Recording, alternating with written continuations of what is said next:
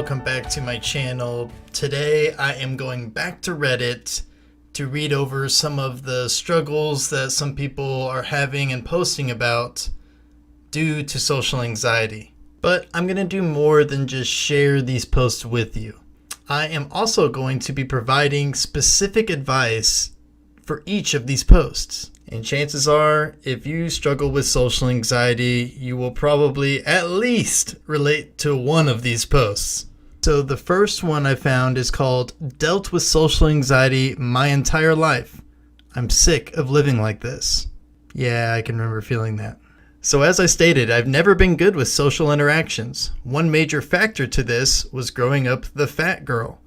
I've lost some weight and I'm sick of feeling awkward and shy, and I've been practicing confidence by wearing makeup, cute clothes, etc., even when I don't feel like it. Well, my first note is that wearing makeup and cute clothes is not practicing confidence. Now, don't get me wrong, I don't think this is a bad thing to do, but this isn't where my mind goes when I think of practices for confidence. I mean, I work from home and I'm a big advocate of still wearing clothes that I would wear, to a typical office. For me, I like to do this because it gets my mental state into, I'm in work mode now. I still feel anxious, but how do I improve? I want to be confident and stop caring about what others think. I want to approach people without being hesitant, and I want to be seen as someone who is a leader and strong, not weak and cowardly like I've been my entire life. Conversations are hard for me. I'm not sure what to reply with half the time, and I fumble with my words. Most of the topics I can think of are random as hell. Any suggestions or success stories will help me immensely. Well, first, I would stop talking to yourself like that. Weak and cowardly like I have been my whole life? Instead, try this. Historically, I have been weak and cowardly in my life, but now I'm on a journey to improve and become a strong leader. Next, for continuing conversations, there's a really easy and simple trick for doing this. Ask open-ended questions about them or in response to whatever they just said. This means questions where they can't respond with a yes or no, because that's a conversation killer. Okay, so here's an example scenario of what that would look like. "Hey, I'm a teen social anxiety speaker and coach." "Oh, that's cool. How did you get into doing that?" "Well, I struggled with social anxiety my entire life, especially in high school. Later in life, when I figured out how to take back control for my social anxiety, I decided I wanted to help others do the same thing." "Wow, how did you take back control from social anxiety?" "Here's my free 3 steps where you can download to learn more." So by using open-ended questions like this, you make the other person feel good, keep the conversation going, you don't have to talk that much, and you still leave a great impression on the stranger. By the way, if you are interested in tips on how to keep conversations going, make friends, go check out the book, How to Win Friends and Influence Others by Dale Carnegie. Fantastic read. There's a link in the description. All right, let's move on to the next one. "My social anxiety is at a point where I feel the people who do talk with me do it out of kindness, just because I'm present in the same room as them, and that they all secretly dislike having to put up with me." I can tell you right now, just from that title, that this has nothing to do with the people around this person. This is happening even with my direct family members. I haven't smiled in forever. I go weeks on end without speaking with my family sometimes, and I really wish there was a way to overcome this lifelong phenomenon. This is a lack of self-love.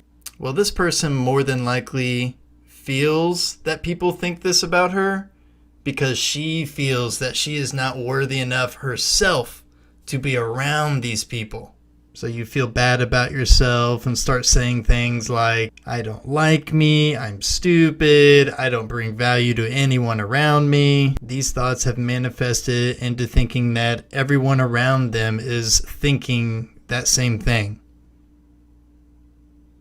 even though there's no proof of it. But to help build self-love, this person could do this. So grab a piece of paper and write down every negative thought that you have about yourself.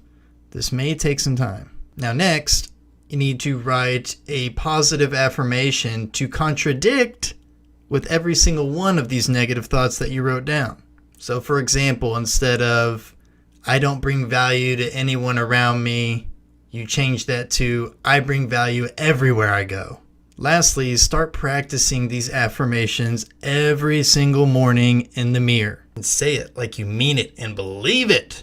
To help with the believing part of this, you can practice these affirmations while listening to like really upbeat music that you know like really gets you going. With practice, when you start to hear those negative thoughts, your brain will auto-replace it with that affirmation that you wrote to contradict it and the one that you've been practicing in the mirror. Slowly but surely, your brain will train itself to believe that about you. All right, let's do one more. This one really caught my eye because it's something I specifically struggled with when I had social anxiety, and that was not, embracing myself through clothing, not wearing what I wanted to wear because I thought other people might negatively judge me on that. All right, let's get right into the meat of it. Because of my social anxiety, I'm the type of guy who strays away from wearing clothing with graphic designs, dressing in bright colors, and avoid flashy clothing in an effort to prevent unwanted attention and judgment from others. As a result, I've only worn basic clothing and dark colors from H&M for so long. It just feels like I can't show what I like and I can't experiment with new styles because I'm scared about potential negative judgment. Basically, social anxiety makes me seem basic, plain, and boring, when in reality I don't completely feel that way and feel like I have more to offer. This reminds me of this time when I bought these really cool camo Miami Hurricanes socks. Now, I'm a huge Miami Hurricanes fan, love them to death, but I noticed and realized that I never wore these socks unless I was wearing pants. Because I didn't want to wear these super flashy socks with shorts and people be judging me because they're so flashy. I wanted to think of a baby step challenge I could use to help myself get comfortable wearing the clothing, or in my case, the socks, in which I liked and enjoyed. Now, at the time of this, when it was happening, I was in college and I was delivering pizzas for Pizza Hut. Now, as a delivery driver, we were the only ones that were allowed to wear shorts. Can you see where this is going?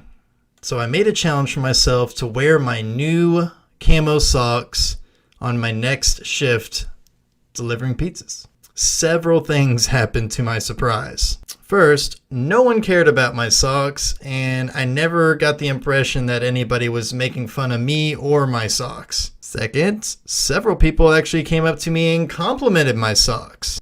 Third, even the people that I was delivering pizzas to were talking to me about my socks and complimenting me on them. Now, I can't prove this, but I believe my tips increased because of my socks. And from that day on, I never stopped wearing wild socks. Must prove myself. Yeah. French fries. So this is what I would ask this person. What's a baby step challenge you could take to move towards where you're wanting to go as far as wearing the style of clothing that you want to wear? What's a baby step challenge you can take towards doing that? Maybe it's wearing a graphic tee just to go pump gas and then come back home. Maybe it's experimenting with one new style of clothing, just one day a week at school or at work. Find something that is very small and manageable for you, and then as you start to get more and more comfortable with that thing, you can build on and, increase the challenge difficulty. Guys, social anxiety doesn't have to control your entire life. There are things that you can do to take back control and have control of your own life, make your own decisions. Not only that, but feel good about yourself and your life. If you are tired of social anxiety telling you that you can't wear cool shirts or that people are only talking to you out of pity, then go download my 3 steps to take back control of social anxiety. It's 100% free. Link in the description. If you enjoyed this video, please subscribe and turn on the little notification bell so you know every time that I post. I want to leave you with this. You are amazing, even if you don't believe it right now. Thank you for watching this video. See you next time.